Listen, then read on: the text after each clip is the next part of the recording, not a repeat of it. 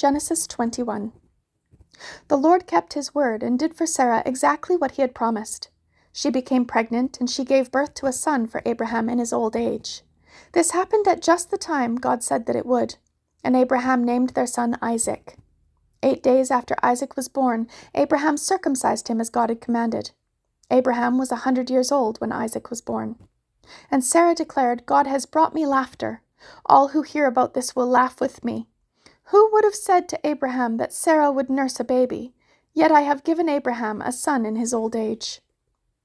When Isaac grew up and was about to be weaned, Abraham prepared a huge feast to celebrate the occasion. But Sarah saw Ishmael, the son of Abraham, and her Egyptian servant Hagar making fun of her son Isaac.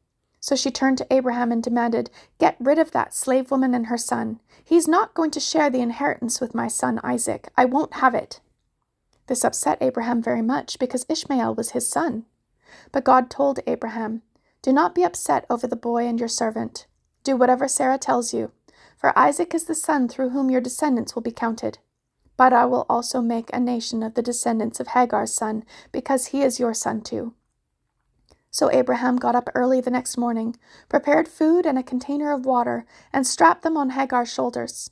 Then he sent her away with their son, and she wandered aimlessly in the wilderness of Beersheba. When the water was gone, she put the boy in the shade of a bush. Then she went and sat down by herself about 100 yards away. "I don't want to watch the boy die," she said, as she burst into tears. But God heard the boy crying, and the angel of God called to Hagar from heaven. "Hagar, what's wrong? Do not be afraid. God has heard the boy crying as he lies there. Go to him and comfort him, for I will make a great nation from his descendants." Then God opened Hagar's eyes, and she saw a well full of water. She quickly filled her water container and gave the boy a drink.